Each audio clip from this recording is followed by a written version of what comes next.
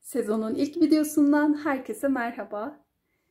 Bu videomda görmüş olduğunuz bu şirin yeleğin yapımını anlatıyorum. Modelimizi ister kız ister erkek bebeğe uygulayabiliriz. Ortak bir model. Dilediğiniz renklerde örebilirsiniz. Oldukça kolay bu modeli. Örgüye yeni başlayanlar bile rahatlıkla örebilir. Başlangıç sayısını daha fazla başlayarak, roba kısmını da daha fazla artırma yaparak ve beden kısmını da uzatarak dilediğiniz yaşa uygun örebilirsiniz. Modelimiz haroşa örgü, düz örgü, ters örgü ve bu kısımlarda bir sırada uygulanan bu örgü modelinden oluşuyor. Bu sayı ve ölçülerle bir yumaktan yeleğimiz örülüyor. Hatta bir yumaktan birazcık da arttı ördüğüm bu sayılar ile. Modelimiz çok kolay bir model. Ölçülerine de bakalım. Boy 32 santim. En 26 santim. Yaka genişliğine bakalım. 13 santim. Roba 15 santim. Düğme aralıklarımız 13 haroşa çizgisinde bir oluyor. Toplamda 4 düğme gerekli. Yapılışına geçmeden önce videomu beğenip kanalıma abone olmayı unutmayın arkadaşlar.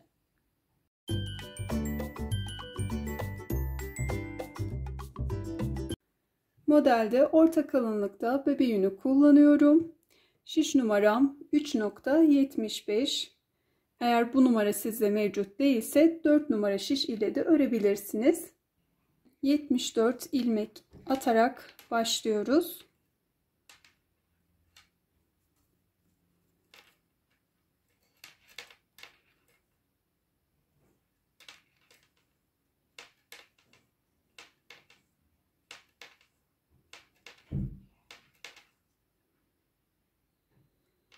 ...74 ilmek attım.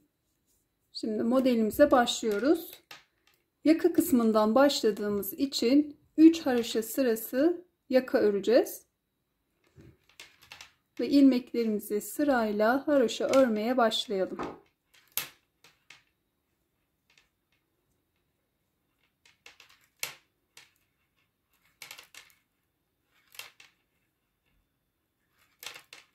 Sırayı tamamlayalım. Tüm ilmekleri haroşa ördüm. Sadece bu ilk sırada baştaki ilmeğimizde örüyoruz. Örgümüzün devamında haroşa örgüde düzgün bir kenar elde etmek için ipimizi arkaya atıp baştaki ilmeğimizi her zaman örmeden şişimize aktarıp öyle devam ediyoruz. Baştaki ilmeği örmeden aldım. Ardından ilmeklerimi örmeye başlıyorum. Gördüğünüz gibi ilk haroşa sırası da oluştu. Bu sırayı da tamamlayalım. Sırayı tamamladım. Tekrar sıra başında yapmış olduğumuz tekniği göstermek istiyorum. İpimizi arkaya atıyoruz ve baştaki ilmeğimizi her zaman haroşa kenarda bu şekilde örmeden alıyoruz. Sonrasında örgümüze devam ediyoruz. Arka yüzdeyim. İlmek attıktan sonraki 3. sıramız bu. Gördüğünüz gibi 2 haroşa çizgimiz oluştu. 3 haroşa çizgisini tamamlayalım. 3 haroşa çizgimiz oluştu. İlmek attıktan sonra toplamda 5 sıra ördüm.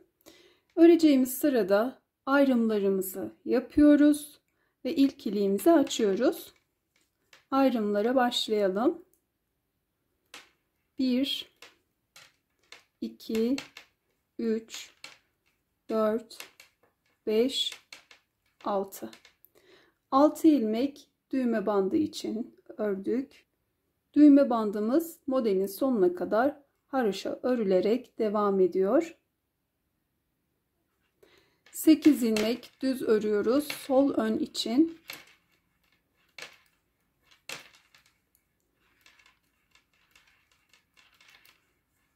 Sekiz ilmeği düz ördüm. Şimdi artırma kısmına geldim. Artırma kısmı 2 ilmekten oluşuyor. Şöyle artırmamızı da yapıyoruz. Gizli artırma şeklinde. Tekrar göstereyim.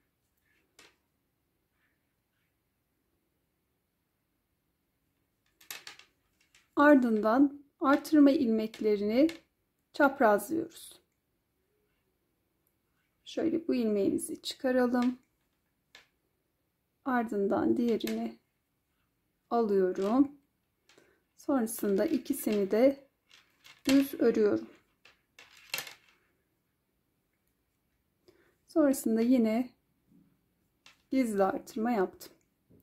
Kol için 8 ilmek örüyoruz. Yine düz. 1, 2, 3, 4, 5, 6, 7, 8. 8 ilmek ördüm. Tekrar artırmamı yaptım. Ve artırma kısmındaki bu 2 ilmeği çaprazlıyorum.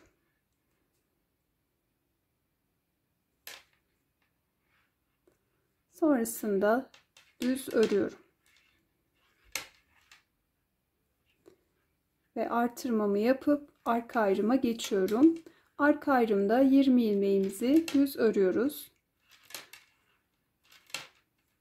Pardon, 22 ilmeğimizi 3,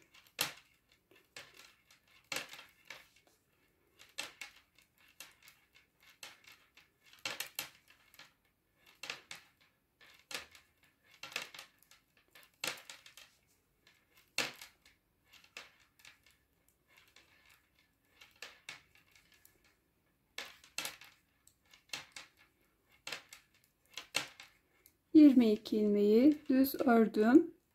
Yine artırma kısmına geldim. Artırmamı yaptım. Şimdi 2 ilmeği çapraz bir şekilde düz ördüm. Tekrar artırmamı yaptım ve kol ayrımına geçtim. 8 ilmek düz örüyorum.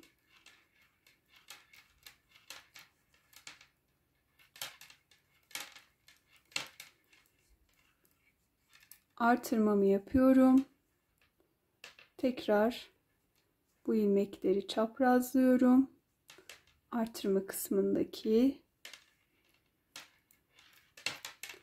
ve düz örüyorum.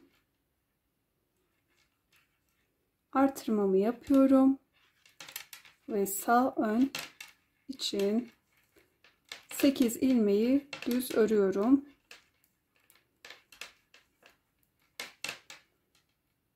Kalan 6 ilmeği de haroşa öreceğim düğme bandı için. Burada şimdi ilk iliğimizi açıyoruz.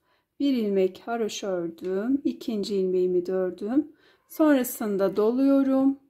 2 ilmeği birlikte örüyorum. Kalan 2 ilmeğimi de ördüm. Ve sırayı tamamladım. İlk iliğimi de açmış oldum. Arka yüze geçtim. 1, 2, 3, 4, 5, 6. 6 ilmeğimi haroşa ördüm. Düğme bandı için. Diğer kısımdaki tüm ilmekleri ters örgü yapıyorum. Ta ki uçta düğme bandı için 6 ilmeğim kalana kadar.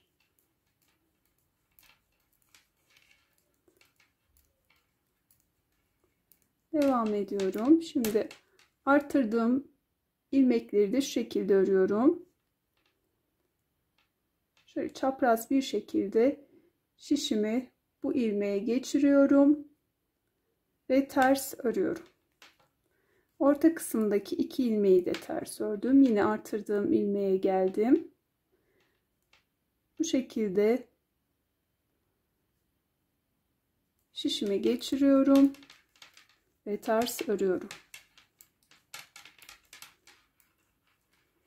Tekrar artırma kısmında göstermek istiyorum. Artırmış olduğumuz bu ilmeği şişimizi bu şekilde geçiriyoruz ve ters örüyoruz. Ortadaki iki ilmeği de ördük. Tekrar artırmış olduğum ilmeğe geldim. Şişimi geçirdim. Şöyle. Sonrasında ters ördüm. Devam edelim bu şekilde. 6 ilmek kalana kadar ördüm. Kalan 6 ilmeğimizle arka yüzde düğme bandı için haroşa örüyoruz. Ve sırayı tamamlamış oluyoruz. Tekrar ön yüze geçtim. Düğme bandını örüyorum. Evet, düğme bandını haroşa ördüm. Diğer kısımlar düz örülüyor. Birkaç sıra model uygulaması yapacağız. Öncelikle biraz ilerletelim. Evet, 9 ilmeğimizi düz ördük. Bir ilmek bir önceki sırada artırmış olduğumuz ilmek eklendi. Sonrasında tekrar artırmamı yapıyorum. Ve yine buradaki 2 ilmeği çaprazlıyorum. Bunu dilerseniz çapraz bir şekilde yönlerini de değiştirebilirsiniz. Veya benim gibi hep aynı yönde de örebilirsiniz. Artırmamı yaptım. Koldaki ilmekleri örüyorum. Kolda da 10 ilmeğimiz var.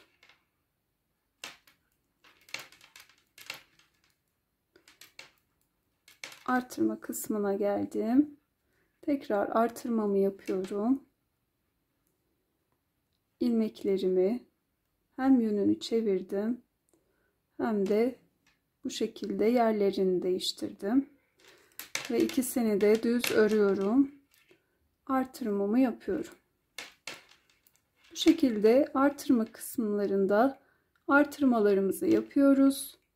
Diğer kısımlardaki ayrımlardaki ilmeklerimiz ön yüzde düz, arka yüzde de düğme bantları hariç tüm ilmeklerimiz ters örülüyor. Artırarak her ön yüzde modelimizi devam edelim. Robamızı birazcık büyütelim. Her ön yüzde artırmalara devam ederek robayı ilerlettim. Toplamda bu kısımdan itibaren 4 defa artırmış oldum. Şöyle bir arkadaki sıra sayısına bakalım. 2, 4, 6, 8 sıra örmüşüm. Ön yüzde modelimizi kurmaya başlıyoruz. Roba kısmında modelimizi aralıklı olarak birer sıra uygulayacağız.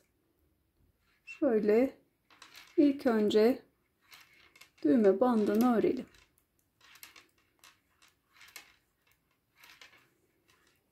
Evet, ön ayrımda kaç ilmeğimiz var bakalım. 2, 4, 6, 8, 10, 12.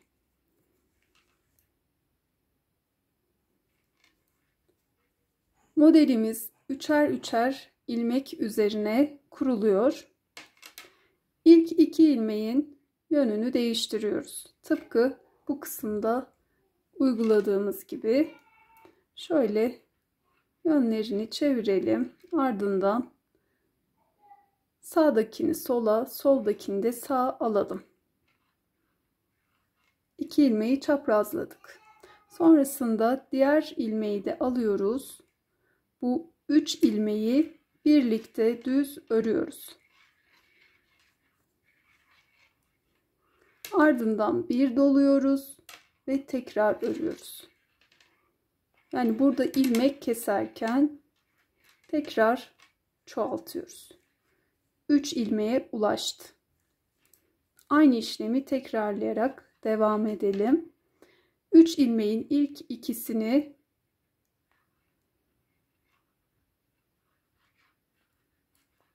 şu şekilde çaprazlıyoruz. Sağdakini sola, soldakini de sağa alıyoruz. Ardından bu yanındaki ilmeği de alarak üçünü birlikte örüyoruz. 1 doladık, 2 ve tekrar ördük, 3. Bir kez daha göstermek istiyorum. 3 ilmeği alıyoruz. İlk ikisinin ilk önce yönünü çevirdim. Ardından sağdakini sola, soldakini de sağa alıyorum ve tekrar şişimi alıyorum. Üçüncü ilmeği de ekleyip üçünü birlikte örüyorum. Bir doluyorum ve bir daha örüyorum. 3 ilmeğe tekrar ulaştırdık. Model hep bu şekilde devam ediyor. 3 ve 3'ün katları üzerinden. Evet. İlk ikisinin yönünü çeviriyoruz. Sonrasında da ilmeklerin yerlerini değiştiriyoruz. 3 ilmeği birlikte örüyoruz. Bir doluyoruz ve tekrar bir kez daha örüyoruz. Ve bu şekilde tamamlamış oldum. Artırma kısmına geldim. Artırmamı aynı şekilde yapıyorum. Sonrasında bu kısımdaki ilmeklerimi de bu şekilde çaprazlıyorum. Evet. Sağdakini sola, soldakini sağa. Bunları sırayla örüyorum. Artırmamı yaptım ve koldaki ayrıma geldim. Koldaki ilmeklerimize bakalım. Şöyle üçer üçer ayıralım. Burada bir ilmek fazlamız var.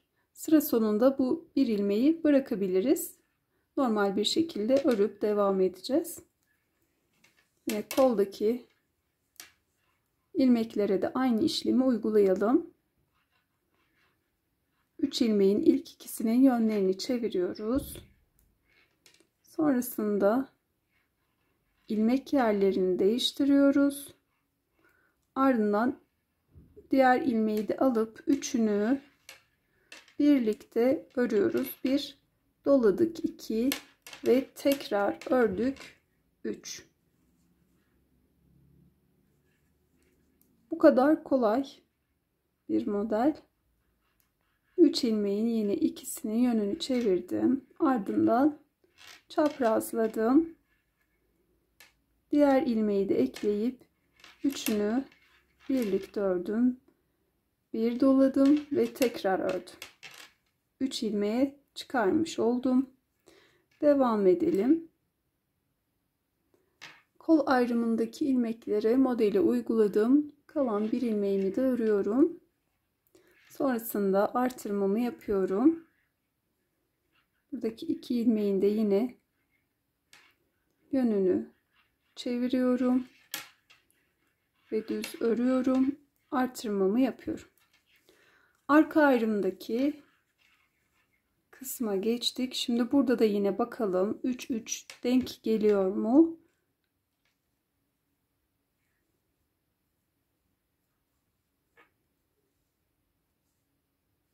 Evet, bu kısım tam denk geldi.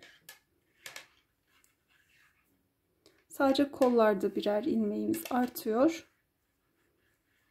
Evet, yine ilk 2 ilmeği yönlerini çevirip çaprazlıyoruz. Sonrasında tekrar sol şişe alıp bir ilmek daha ekleyip bu şekilde dolayarak 3 ilmek çıkarıyoruz.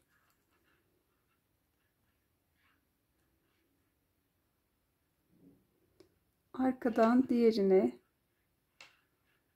şişimi geçirdim ve çaprazladım. Bu yöntemi Eliniz ördükçe alışıyor. İlk başta ben de zorlandım ama şimdi farklı farklı yöntemler deneyerek çaprazlama işlemini yapıyorum. Sağ şişe alalım.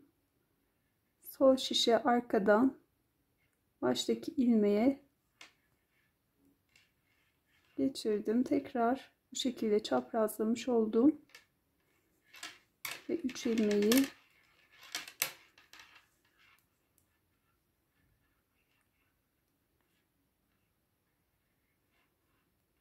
sanırım bu yöntem daha kolay oluyor.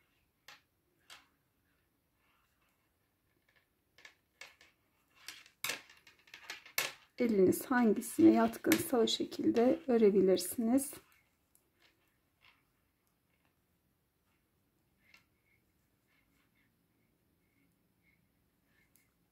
Baştaki ilmeğe şişimi geçiriyorum arkadan ve diğerini boşaltıp ön tarafa aldım.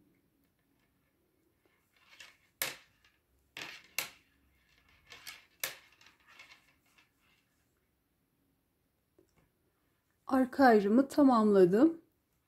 Artırma kısmını da ördüm. Şimdi koldaki kısma geçtim. Burada bir ilmeğimiz fazlaydı.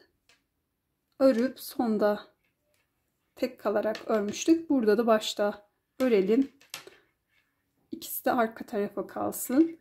Evet, bu tek ilmeği ördükten sonra modelimizi uygulamaya devam edebiliriz.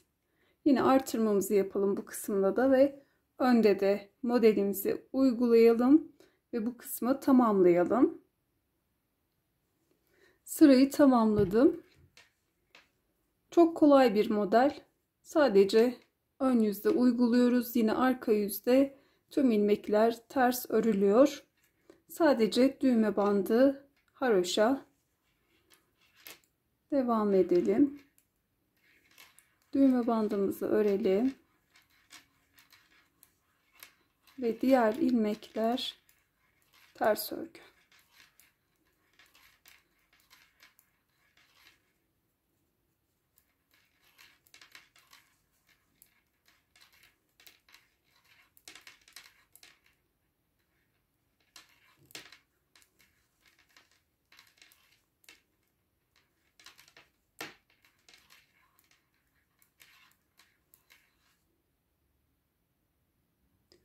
Arka yüzü ördüm. Modelimiz bu şekilde görünüyor. Çok hoş bir model.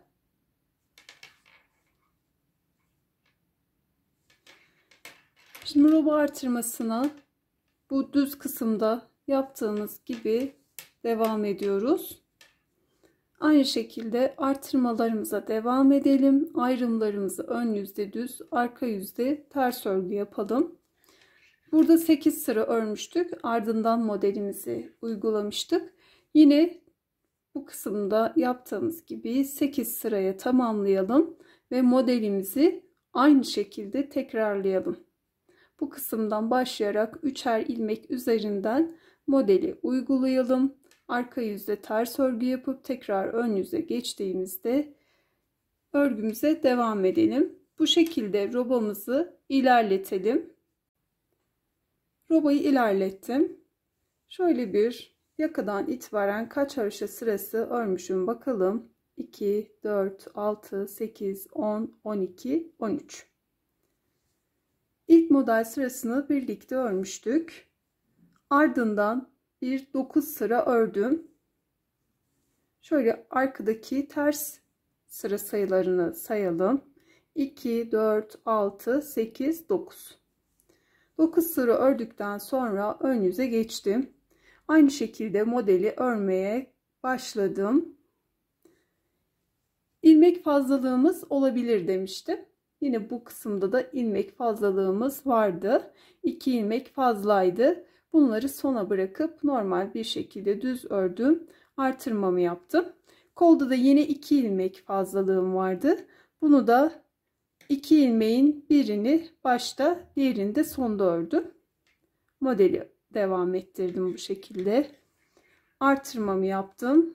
Arka ayrıma geldiğimizde ise burada tam geldi. Tüm modeli uygulayıp devam ettim. Artırmamı yaptım. Diğer koldaki gibi 2 ilmeğim vardı. Birini başta ördüm, modeli uyguladım. Diğerini de sonda ördüm. Diğer önde ise burada 2 ilmek fazlalığımız vardı. Modeli kurup ikisini sonda ördüm. Burada da aynı şekilde denk düşsün diye ikisini başta örüp sonra modeli uyguladım. Bu kısım düzgün bir şekilde çıksın diye bu işlemi uyguluyoruz. Başlangıçta sona bıraktıysak fazla olan ilmeklerimizi burada da başta örüp modelimizi uyguluyoruz. Ardından bir 9 sırada ördüm. İkinci modeli uyguladıktan sonra şimdi ayrımlarda kolda haroşa başlatıyoruz. Artırmalarımızı yine devam edeceğiz. Sonrasında bu kısmı tamamladıktan sonra robamızı beden kısmına geçiyoruz. Burada 13 haroşa sıramız oluştu. İlikten sonra ikinci iliğimizi açıyoruz.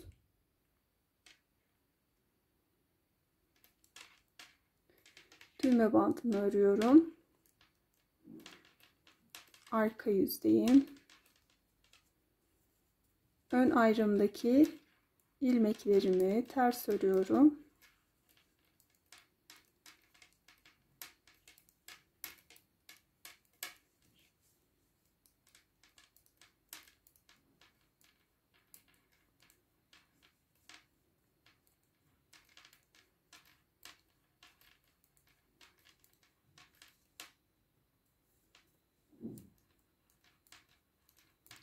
Artırma kısmına geldim. Artırma ilmeği ördüm.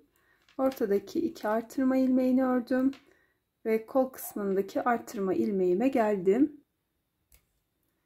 Bu kısımdan başlayarak diğer artırma ilmeğine kadar tüm ilmeklerimizi haroşa örüyoruz. Bunu da bu şekilde çapraz yandan girdim. Arka yüzde düz ördüğümde ön yüzde birinci haroşa çizgim oluşacak. Devam ediyorum. Diğer artırma kısmına kadar. Diğer artırma ilmeğine geldim. Bunu da yine bu şekilde yandan şişimi geçirip ördüm. 2 artırma ilmeğini örüyorum. Arka ayrımda yapmış olduğum artırma ilmeğini ters ördüm ve arka ayrımdaki ilmeklerimi ters örüyorum. Şimdi bu kısmı tamamlayıp artırma kısmındaki ilmeklerimizi de örelim. Sadece kol tarafındaki bu arttırdığımız ilmek kalsın. Bu kısma kadar ters örerek gelelim. Kol kısmına geldim. Kol tarafındaki artırma ilmeğini de haroşa örüyorum ve koldaki ilmekleri devam ediyorum.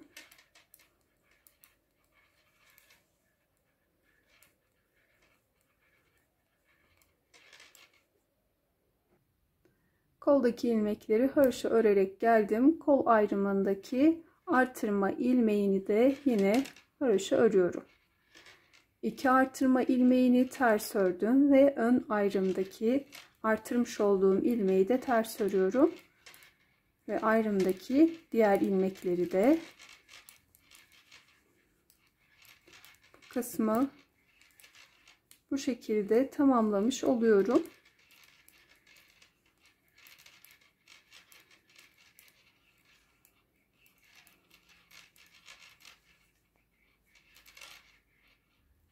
Düğme bandındaki ilmeklerimde haroşa örgü. Bunları da ördüm ve ön yüze geçtim. Şimdi ön yüzde 8 sıra örüyorduk.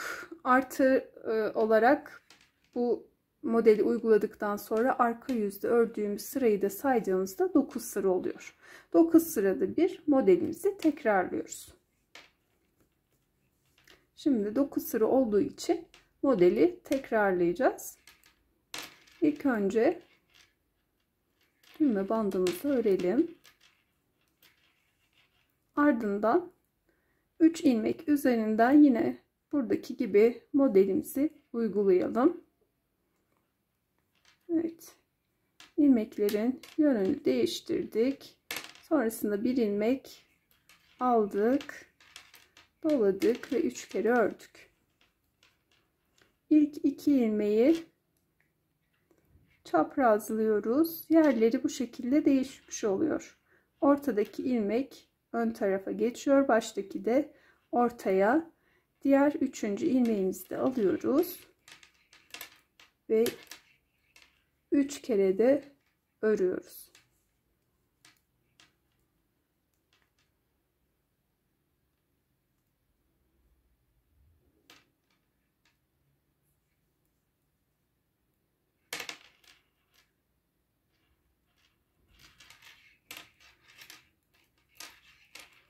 Devam edelim artırma kısmına kadar.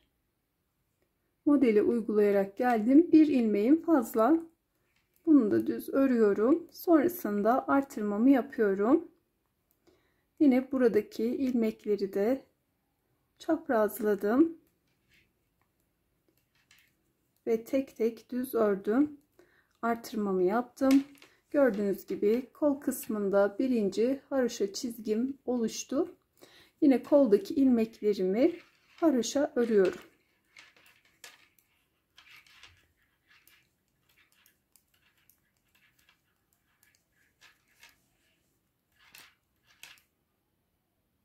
Evet, haroşa ilmekleri ördükten sonra artırmamı yapıyorum.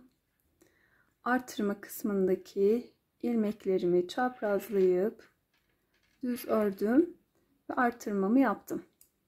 Şimdi arka ayrımda modelimizi uygulamaya başlıyoruz.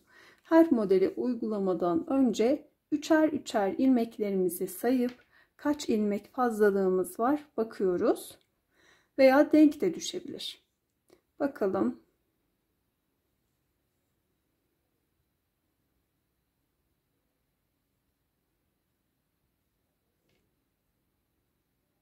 İki ilmek fazlalığımız var. Birini başta örelim, diğerini de sonda örelim. Evet, bu ilmeği düz ördüm. Sonrasında modeli uygulamaya başlıyorum.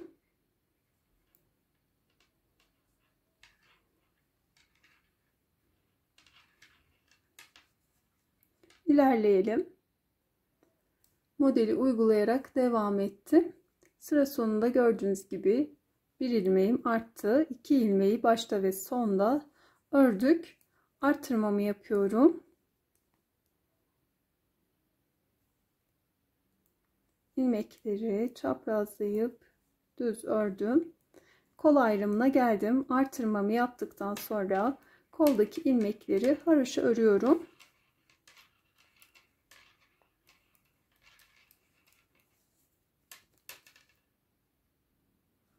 Koldaki ilmekleri haroşa ördüm. Artırmamı yaptım. Artırma kısmındaki 2 ilmeği örüp tekrar artırmamı yaptım. Şimdi diğer tarafta bir ilmeğimiz artmıştı sonda. Burada da yine başta bir ilmeği örüp modeli kurmaya başlıyoruz. Her zaman fazla olan ilmeklerimiz arka tarafa düşsün, ön kısım düzgün olsun diye bu şekilde bir uygulama yapıyoruz. Bir ilmeği ördüm. Sonrasında modeli uygulamaya başlıyorum.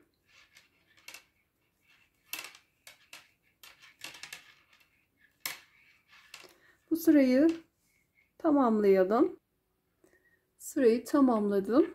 Şimdi arka yüze geçtiğimizde modelin bu kısımlarını yine ters örgü yapıyoruz. Sadece kollardaki ilmeklerimizi haroşa örüyoruz.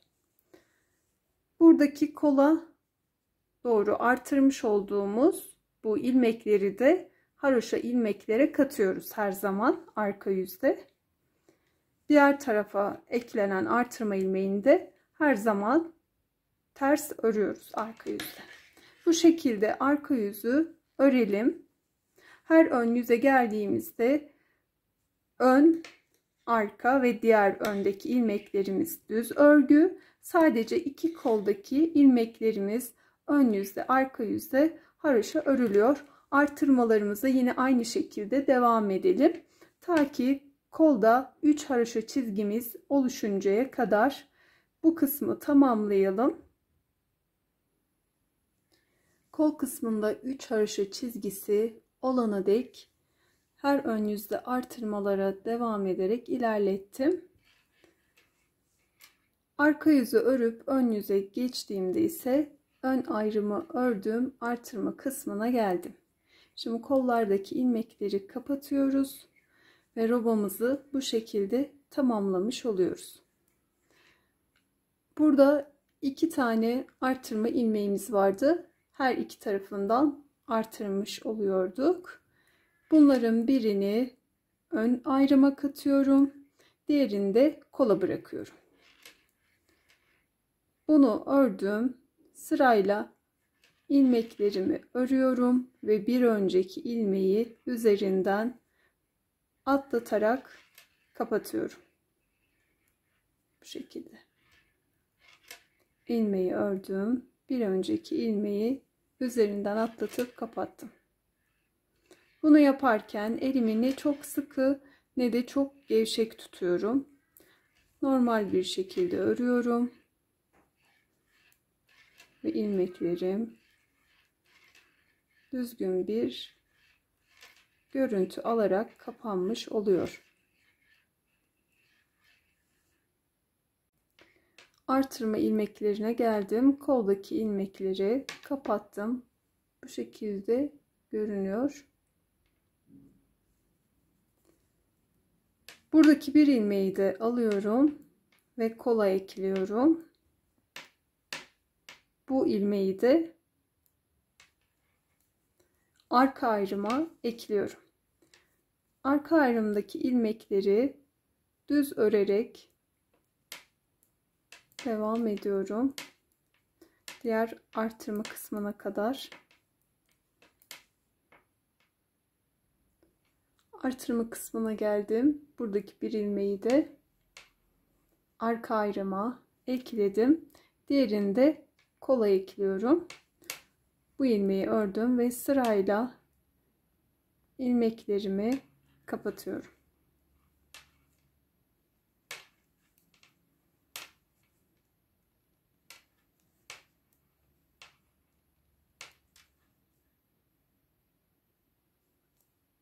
İlmekleri kapatarak yine artırma kısmına geldim. Buradaki 2 ilmeğin birini yine kola ekliyorum. Kalan diğer ilmeği de ön ayrıma ekledim.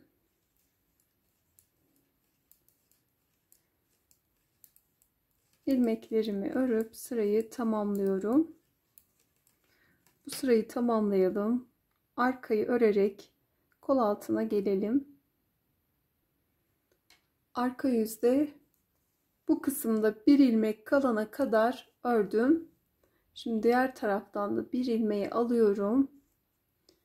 Bu 2 ilmeği birlikte ters örerek kol altını bu şekilde birleştirmiş oluyorum. Arka ayrımdaki ilmekleri de örelim. Diğer kol altına gelelim. Şişte bir ilmek kalana kadar yine ördüm. Bunu örmeden şişime aktarıyorum. Ve diğer taraftan ilmeklerimi aldım. Buradan da bir ilmek alıyorum. Ve bu 2 ilmeği birlikte ters örüp bu kol altında birleştirmiş oluyorum. Sırayı tamamlayalım. Yeleğimizin robası bu şekilde tamamlanmış oldu. Şimdi beden kısmına geçiyoruz. Şöyle beden kısmında kaç tane ilmeğimiz var sayalım. Toplamda 116 ilmek var. Şimdi sadece düğme bantlarımızı haroşa, orta kısım ön yüzde düz, arka yüzde ters örerek devam edelim ta ki 9 sıra olana kadar. Sonrasında modelimizi kuracağız. 9 sıra olanı dek ördüm. Şimdi modelimizi tekrarlıyoruz. Yine şöyle bu düz ilmeklerimizi 3-3 ayıralım. Ben ayırdım. 2 ilmek fazla. Bu 2 ilmeği de şöyle herhangi bir kol altında öreceğiz. Eğer sizin de öyle denk düşerse bu işlemi yaparsınız.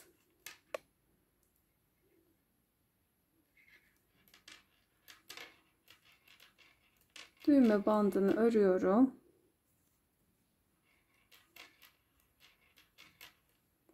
Sonrasında yine modelimi uygulayarak başlıyorum.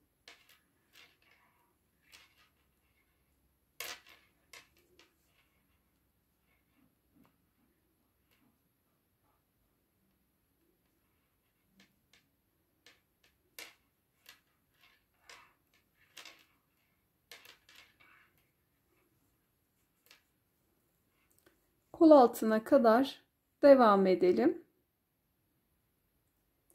Modeli örerek kol altına geldim.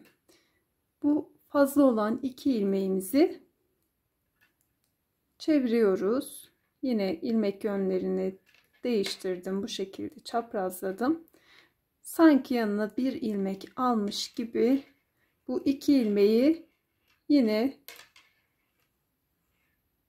burada yaptığımız gibi örüyoruz. 3 seferde 3 ilmek çıkardım. Sadece bir ilmek fazlalığımız oluyor modelin devamında da. Bu modeli bozacak bir unsur değil. Bu şekilde devam edelim. Artık diğer ilmeklerimiz bu kısma kadar denk düşecek. Örelim, sırayı tamamlayalım. Model sırasını tamamladıktan sonra arka yüzü de örüp ön yüze geçtim. Modelimizin devamı artık bu şekilde ilerliyor. 9 sırada bir modelimizi tekrarlayalım. İliklerimizi açmaya devam edelim. Beden kısmını da ilerletelim. Beden kısmını tamamladım arkadaşlar. Robadan itibaren toplamda 4 defa 9 sırada bir modeli uyguladım. En son model sırasından sonra da ön yüzde düz, arka yüzde ters örerek bir 10 sıra ördüm. Arka yüzde haroşa başlattım. Bunu da 3 haroşa sırası örüp ilmekleri kapattım. Toplamda 13 haroşa çizgisinde bir de 4 tane ilik açmış oldum. Düğmelerimi de diktim ve modelimiz bu şekilde tamamlanmış oldu. Çok kolay ve hoş bir model. İster kız ister erkek bebeğe uygulanabiliyor. Modelimizin arkası da bu şekilde görünüyor. Vakit ayırıp benimle birlikte bu modeli denediğiniz için teşekkür ederim arkadaşlar. Videomu beğenip kanalıma abone olmayı unutmayın. Bir sonraki modelde görüşene dek sevgiyle kalın.